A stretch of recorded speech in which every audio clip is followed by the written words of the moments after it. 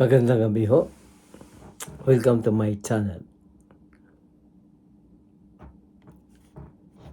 Ang Panginoon Diyos ho ay hindi ho nagsasawang tumawag sa atin lahat sa kanyang mga nilikha. Tuloy pa rin ang kanyang pagtawag na bumalik sa Kanya at lumayo ho sa anumang mga pagkakasala o anumang kasalanan, anumang kamunduhan. Sapagkat nais niyang makasama lahat ang kanyang mga anak. Doon sinasabing the second life.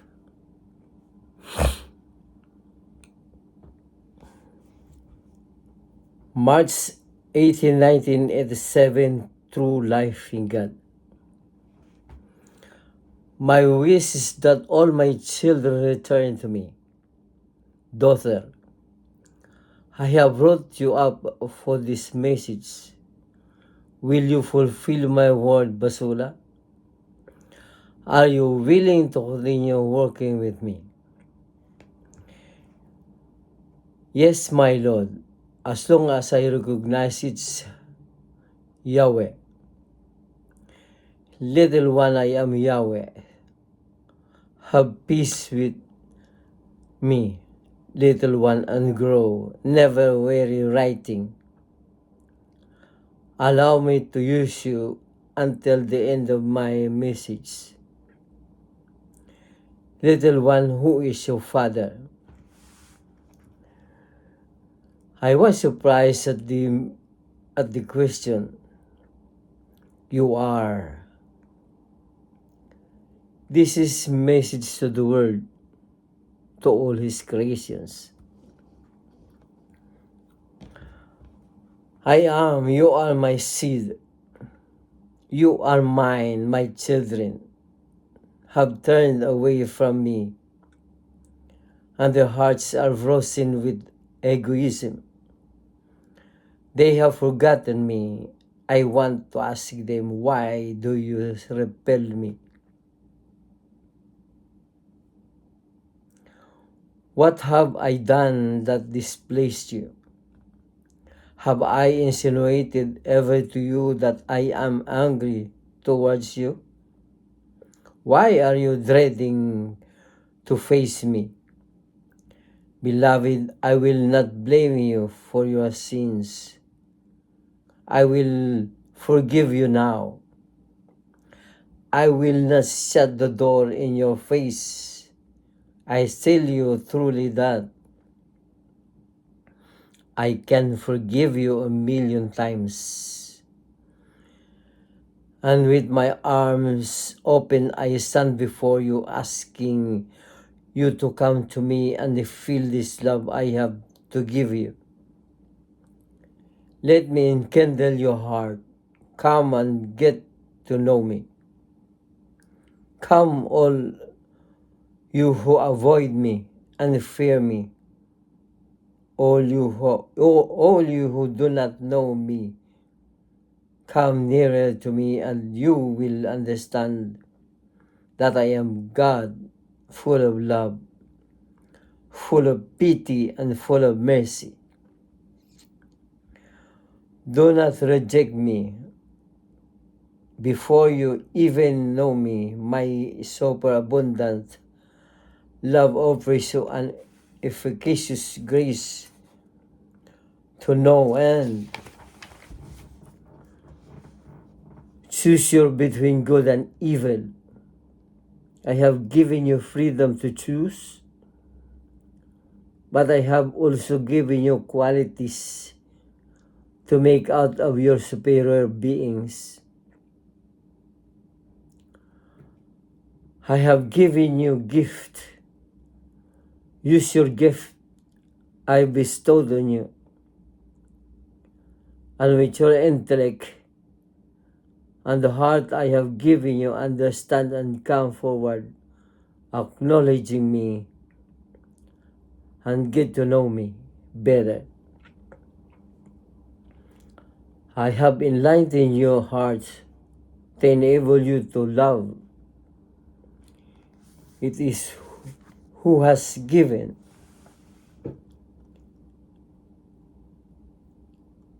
You this grace, would you accept this grace? I remember myself of before, but Lord, some had no chance to knowing you. No one thought them. It's not really their fault, is it? So how could they possibly think even of you? Basula, how true. Daughter, my church needs to be renewed. I have come to reconciliate my church, otherwise multitude are bound to be lost. Basula, I will come back giving a message to my devout ones. Let me complete my desires about my children who turned away from me.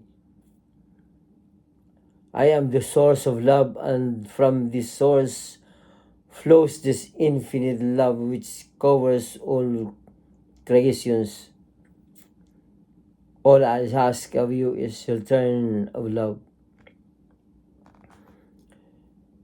Many of you believe that I am God who is quick to anger, and so fear me. You fear to approach me. Others believe I am beyond reach and only enjoying my glory, never caring for you.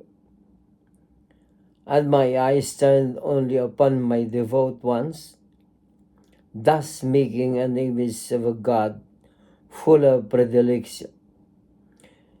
Did you not know that the weaker and the more wretched you are, the more I seek you and I love you?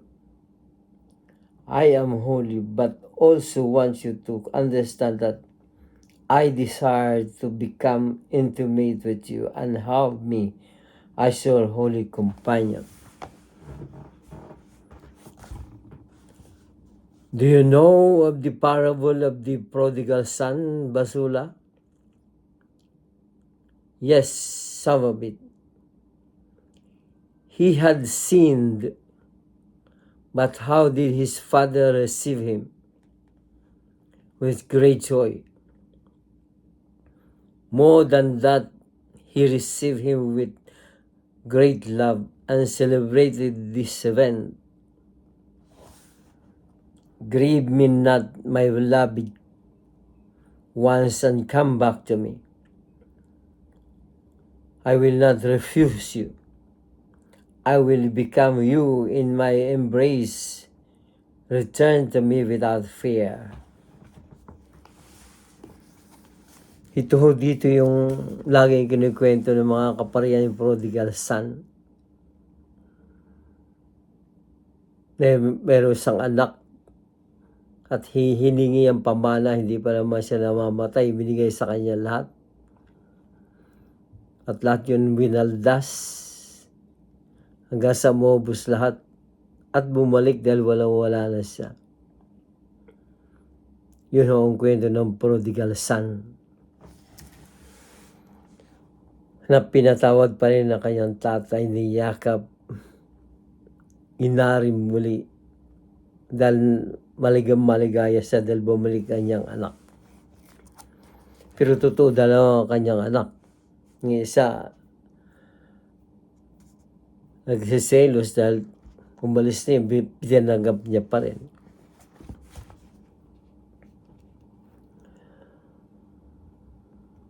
Wala akong katapusan ng pagtawag ng Diyos na bumalik tayo sa Kanya at tatanggapin niya tayo kahit 1,000,000, 2,000,000 beses tayo magkasala, ay tatanggapin niya pa rin tayo. At wag na hong gumawa ng anumang pagkakasala, yun ang ibig sabihin. Pag tinanggap tayo, pinatawad, wag na ho nating ulitin yung mga maling gawain. Lumayo na tayo sa mga kasalanan, sa mga pagkakamali, sa mga pagkakasala. Dahil wala akong kwenta yung pagpapatawad sa atin. Katulad sinabi dito, I tell you truly that I can forgive you 1,000,000 times. And with my arms open, I stand before you, asking you to come to me. I feel this love I have to give you. Hindi ko ba ganun kadakila ang Diyos?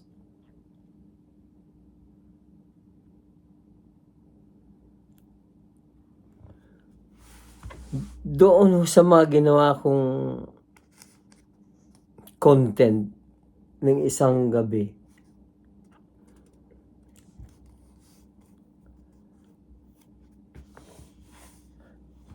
na anumang kasalanan ang gagawin natin, ay patatawarin pa rin tayo ng Diyos. Ngunit ang murahin natin ang Diyos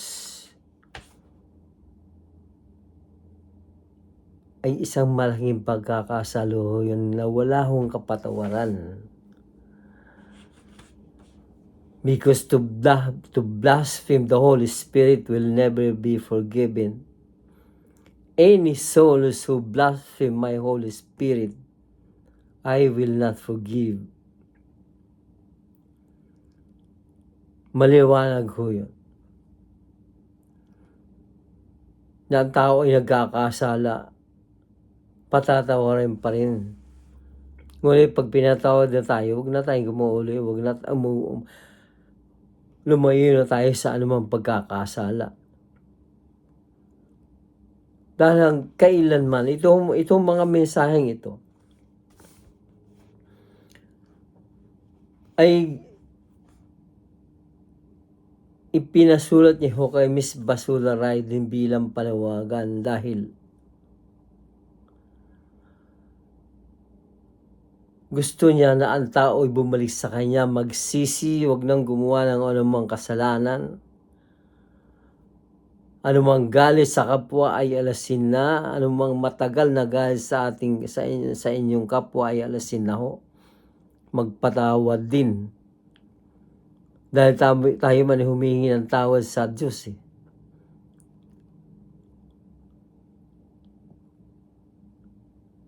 Na hindi na ho dapat natin isa puso yung galit.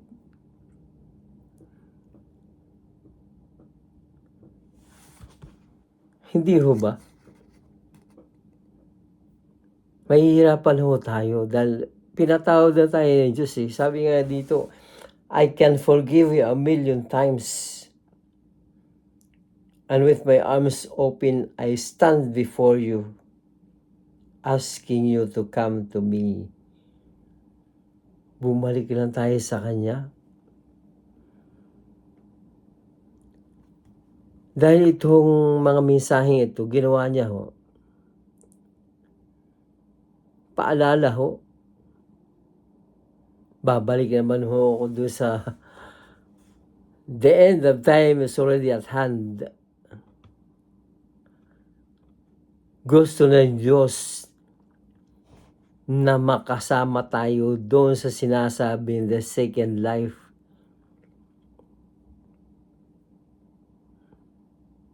Marami na hong pinatawad ng Diyos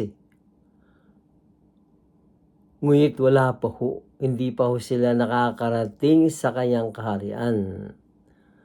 Dahil wala pa hong paghuhukom.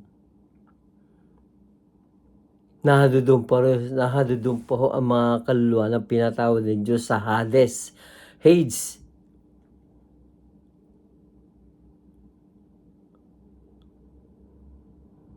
Patatawarin lamang sila pag pinatawad mo sila ng banal na Espiritu Santo. Yun ho ang paghuhukom, the second life.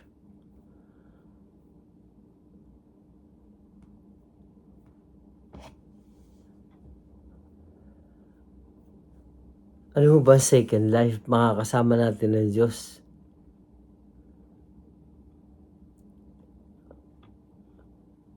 Sana ganun ho. Huwag na ho tayo mag second thought. Dahil mayroon ho talaga impyerno. May langit, yung sinasabing holy sanctuary of God na nagawa ko na ho ng content yan. Meron ho, may nakalagay dun, how God created heaven. Puntaan niyo ho yun dun sa ginawa kong content. Masisiyahan kayo dun. Hindi ho message yan, hindi ho mensahe. Gift, regalo ho yan sa atin. Dahil ipinakita niya na ang kanyang kaharian, ang langit, ang kanyang banal na tahanan. Mahirap pumapunta sa impyerno. May nagsasabing gusto na doon nilang palitan sa Satanas. Wala ho maaaring pumalit kay Satanas dahil ang Diyos ang mga Panginoon sa naglagay sa kanya doon. Para parusahan ang mga nagkakasala ng karumal-dumal.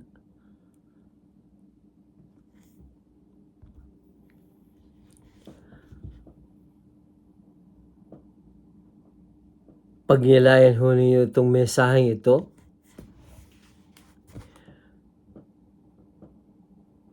ang mensaheng ito ay pinamagatan kong message to the world na kailangan na ho. Dapat i-absorb ho natin ang bawat content na gagawin ko ho. Samantalin niya ho na yung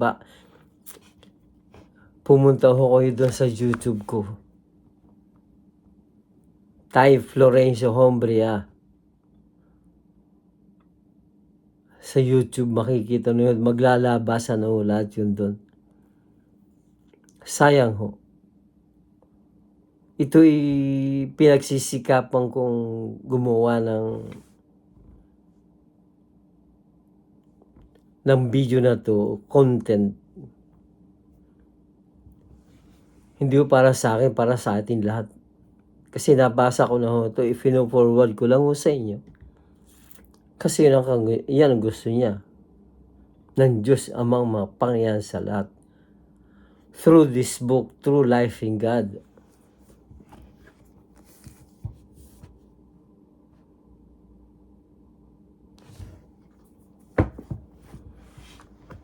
Pagpalayan ho tayong Diyos sa mga Panginoon sa lahat.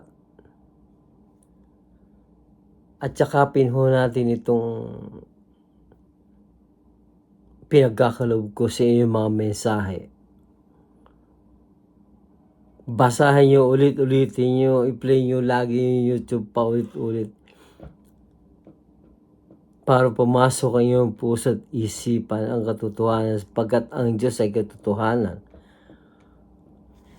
Maraming salamat po sa inyo. Magandang gabi. Please subscribe and share.